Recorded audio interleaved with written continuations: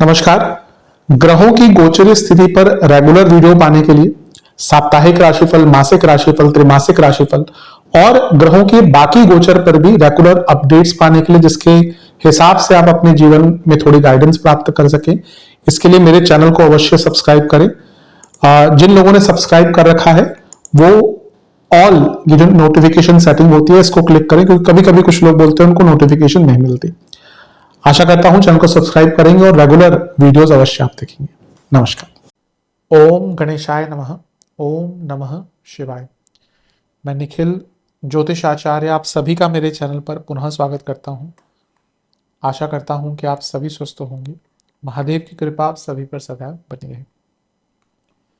ये वीडियो कर्क यानी कि कैंसर के लिए बहुत विशेष है, क्योंकि वीडियो है 29 जून से 5 जुलाई 2026 के साप्ताहिक राशिफल के बारे में। कैसा रहेगा आने वाला सप्ताह कर्क के लिए, कैंसर के लिए। नए दर्शकों के लिए बता दूं कि जो मेरा साप्ताहिक राशिफल होता है वो प्रमुखतः चंद्रमा और उनकी गति पे आधारित होता है। चंद्रमा एक बहुत ही विशेष ग्रह है, चंद्रमा की विशेषताएं बहुत हैं, लेकिन जब हम साप्ताहिक राशिफल की बात करते हैं तो पहला तो उनकी तेज गति, फिर मन का कारक होना, फिर उनकी क्वालिटी कि वह जिस भी भाव, राशि, ग्रह आदि के साथ संबंध संपर्क साधते हैं अपने गोचर में, उनको बहुत एक्टिवेट कर देते हैं। इन सभी कारणों से चंद्रमा का जो गोचर होता है वो बहुत विशेष हो जाता है। चंद्रमा के गोचर के कारण हमारे मन, मस्तिष्क, विचार, स्वभाव, सोचने के तौर तरीके, दृष्टिकोण, हर चीज पर डायरेक्ट इम्पैक्ट पड़ता है। उसको समझने के लिए साप्ताहिक राशिफल बहुत विशेष होता है। इस अंधकारमय जीवन में ज्योतिष एक मात्र विद्या है जो हमें थोड़ा सा सहारा देती है, गाइड करती है। भले ही राशिफल बहुत ही सामान्य आधार पर दिए जाए, लेकिन एक जनरल गाइडेंस के लिए बहुत उपयोगी होते हैं। यदि आपकी लग्न राशि या चंद्र राशि कर्क है, कैंसर है, दोनों ही देख सकते हैं, अलग अलग राशिफल नहीं बन सकते। जहां से आपको ज़्यादा सूट और रिलेट करता है वहां से देखिए। व्यक्तिगत तौर पे मेरा मानना है लग्न से देखेंगे तो अच्छा, इनकेस नहीं पता है तो चंद्र राशि से भी इसको देख सकते हैं। शुरू करते हैं इस अत्यंत महत्वपूर्ण राशिफल का। चंद्रमा आपके छठे घर में आ जाएंगे, यानी कि धनु में। ये होगा 29 जून को सुबह के करीबन 2 बजे के आसपास, और 1 जुलाई, 1 दिन के 2 बजे तक चंद्रमा यहीं पर प्रवास करेंगे। चंद्रमा का छठे घर में आना देखिए यूं तो मिश्रित माना जाता है, थोड़ा अच्छा थोड़ा बुरा, लेकिन यहाँ पर देखिए केमद्रुम योग है, सूर्य की पूरी किरणें हैं, यानी कि एक प्रकार से चंद्रमा पक्ष बली तो हैं, लेकिन चंद्रमा पर मंगल की दृष्टि भी है, शनि की दृष्टि भी है, शकट योग भी है और केतु का प्रभाव भी है। तो जाए तो व्यक्ति कहाँ जाए? पहला तो वर्क स्ट्रेस बहुत रहेगा। आप जो भी करते हैं अपने जीवन में, आप हाउसवाइफ हैं, आप काम करते हैं, आप बिजनेस करते हैं, अचानक से बहुत सारा स्ट्रेस आ जाएगा, टेंशन बढ़ेगी, वर्क स्ट्रेस बढ़ेगा, टॉक्सिक एनवायरनमेंट हो सकता है, स्पेशली कार्य क्षेत्र में। चंद्रमा क्योंकि लग्नेश है तो ये ज्यादा गंभीर हो जाता है, इसमें फिजिकल हेल्थ पर प्रॉब्लम भी आ सकती है। मंगल केतु का प्रभाव चोट चपेट का कारक बनता है। शनि का प्रभाव विषतोष, तो कभी कभी व्यक्ति आत्मग्लानि से परिपूर्ण हो जाता है, वो सोचता है कि क्या फायदा इतना मेहनत करने का। कभी कभी होता है ना, हम थोड़ा सा परेशान हो जाते हैं छोटी छोटी चीजों को लेकर। और शकट योग भी है, यानी कि वर्क स्ट्रेस की तो मैंने बात करी, अब शकट योग है यानी कि कार्य विलंबित भी होंगे। तो ये सारा कॉम्बिनेशन बता रहा है कि थोड़ा टेंशन वाला टाइम रहेगा, तो स्ट्रेस मैनेजमेंट पर ध्यान दीजिए, कार्य विलंबित मत कीजिए, अपनी सेहत का ध्यान दीजिए। You should always be devoted towards your work, but you should not compromise with your health. Navamsa कुंडली, जो चीज इस समय आपके काम की नहीं है उसको लेट गो कर दीजिए, क्योंकि वैसे ही स्ट्रेस काफी दिख रहा है। दशांश कुंडली, कार्य क्षेत्र में बहुत मन भागेगा अलग अलग चीजों पर। बिजनेस में कुछ नुकसान हो सकता है थोड़ा बहुत, लेकिन एट द सेम टाइम कुछ खर्चा बड़ी चीजों पर होगा जो अनिवार्य होगा। लव लाइफ, थोड़ा अपने आप को भी प्यार कीजिए। वैवाहिक जीवन, एक्सेप्टेंस कर लीजिए कि भाई कुछ चीजें ऐसी ही हैं। स्टूडेंट्स, आप बहुत खुश नहीं रहेंगे अपने अपने इनपुट से, जो सही भी है, क्योंकि अभी आपका इनपुट बहुत अच्छा नहीं है। सेहत के हिसाब से हड्डियों की प्रॉब्लम, बीपी, इंडाइजेशन। सर्वाष्टक में आपका लाभ स्थान बली है, कुछ पैसों का काम अगर रुक रहा था ना वो पूर्ण हो सकता है। 1 जुलाई चंद्रमा आ जाएंगे आपके 7वें घर में, यानी कि मकर में, और 4 जुलाई सुबह के 1 बजे तक यहीं पर रहेंगे। चंद्रमा का 7वें भाव में आना एक प्रकार से न्यूट्रल माना जाता है। लेकिन लग्नेश है, उनका सप्तम में आना राजयोग बनाएगा। गुरु की दृष्टि है जो आपके भाग्येश है, और ये लग्नेश और भाग्येश का समसप्तक योग रिकॉग्निशन, अब जो यहाँ पे आपने मेहनत करी थी ना उसका थोड़ा परिणाम यहाँ पर मिल सकता है। शुक्र का प्रभाव है जो चतुर्थेश है, सब लाभेश है, घर में पैसा, घर वालों के लिए पैसा, कुछ लाभ, कुछ प्रॉपर्टी का लाभ, बिजनेस में ग्रोथ।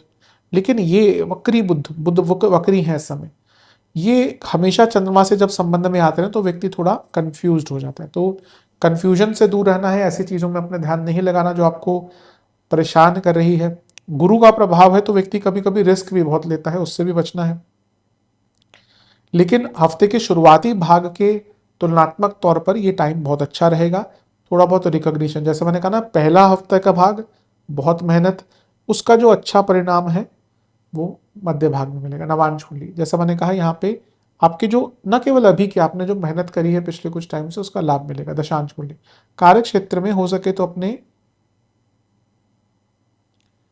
काम में थोड़ा ऑर्गेनाइज रहिएगा। बिजनेस, जो चीज आपके बस की नहीं है उसको अभी मत छेड़िएगा। लव लाइफ, फ्लो नहीं है, दो चीजें, 2 दिन अच्छा जाता है, एक हफ्ता खराब है, ऐसा नहीं हो। एक महीने में 1-2 दिन लड़ाई चलती है, पर 1-2 दिन अच्छी बात हो और बाकी लड़ाई हो, ये अच्छा नहीं। यही हो रहा है वैवाहिक जीवन। मेरे हिसाब से ना आपको थोड़ा अपने मन की बात करनी चाहिए अपने पार्टनर से। कर्क वालों की क्या आदत थी, जब उनको कुछ बुरा लगता है वो उस टाइम नहीं बोलते, 2 महीने बाद बोलेंगे तुमने तो ऐसा बोला था। अब भाई वो बात वहीं पे खत्म करो। आपके वैवाहिक जीवन में भी इस टाइम पे यही दिख रहा है। स्टूडेंट्स, आप बहुत आगे बढ़ सकते हैं, बस आपने अपने आप को ही नहीं पहचाना है, अभी खुद को पहचानिए, बहुत आगे बढ़ सकते हैं। सेहत के दृष्टिकोण से हार्मोनल प्रॉब्लम, इंडाइजेशन बनी रहेगी, स्किन डिसऑर्डर और हड्डियों की प्रॉब्लम। सर्वाष्टक में आपका भाग्य स्थान बली है। मैंने कहा ना कि यहाँ पे आपको आपके अच्छे कर्मों का फल मिलेगा। 4 जुलाई चंद्रमा आ जाएंगे अष्टम में, और सप्ताहांत तक यहीं पर रहेंगे। शुक्र का गोचर भी इसी दिन होगा तो उनका प्रभाव आएगा चंद्रमा पर, तो उसको भी हम अंकित करेंगे। अष्टम के चंद्रमा देखिए, यूं तो हम बात करें तो बहुत अच्छे नहीं होते, लेकिन केमद्रुम योग खत्म हो गया, लेकिन यहाँ पे ग्रहण दोष भी आ गया, शकट दोष फिर से लग गया, तो कहाँ से बचेंगे चंद्रमा। ये पहला भाग और अंतिम भाग हफ्ते का थोड़ा कष्टकारी होगा।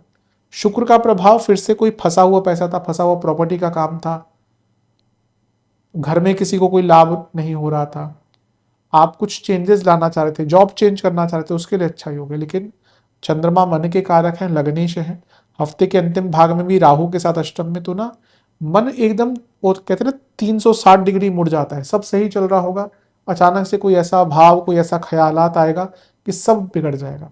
इस चीज से थोड़ा सा आपको बचना है। नवांश कुंडली, मेरे हिसाब से आप अपने ऊर्जा को सही डायरेक्शन में नहीं लगाते हैं, पिछले कुछ टाइम से ये हो रहा है। दशांश कुंडली, कार्य क्षेत्र में अपना विश्वास बढ़ाइए। वो कैसे आएगा? स्किल से। बिजनेस में हो सके तो अपनी ऊर्जा, फिर से मैं कहूँगा गलत डायरेक्शन पे मत लगाइए। आप ऐसा कर रहे हैं, निरंतरता से कर रहे हैं। लव लाइफ, अपने पार्टनर की लैंग्वेज, बॉडी लैंग्वेज को समझने का प्रयास कीजिएगा। वैवाहिक जीवन, थोड़ा टाइम अकेले बिताइएगा। स्टूडेंट्स, सेक्रीफाइस, आपको अपने कई चीज़ों को, एडिक्शंस को सेक्रीफाइस करना पड़ेगा, अपनी बुरी आदतों को, अपने टाइम को, तभी आगे बढ़ पाएंगे इस टाइम पे। ये बहुत महत्वपूर्ण टाइम है आपका, हफ्ते का अंतिम भाग है। सेहत, इन्फेक्शंस पूरे हफ्ते का डर, स्पेशली अंतिम भाग में ज़्यादा है। बीपी की problem, hormonal issues, dental problem. सर्वाष्टक में आपका छठा घर बली है। मेरे हिसाब से जितना हो सके व्यर्थ की चिंताओं से दूर रहें।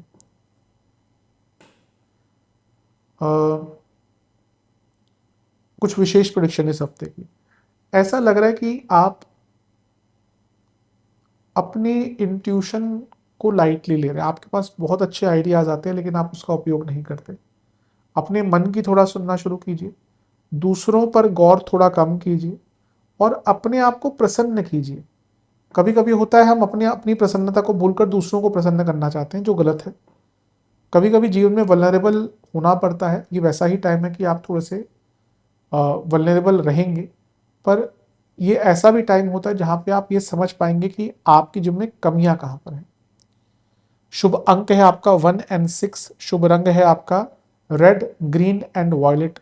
उपाय किस रूप में? महादेव को गंगा जल से अभिषेक करें उनका, और रुद्र गायत्री मंत्र का 21 बार जाप करें। आशा करता हूँ वीडियो काम आएगा। चैनल पे नए हैं सब्सक्राइब कीजिए, वीडियो को लाइक कीजिए। मिलता हूँ अगली वीडियो में, तब तक के लिए ओम नमः शिवाय।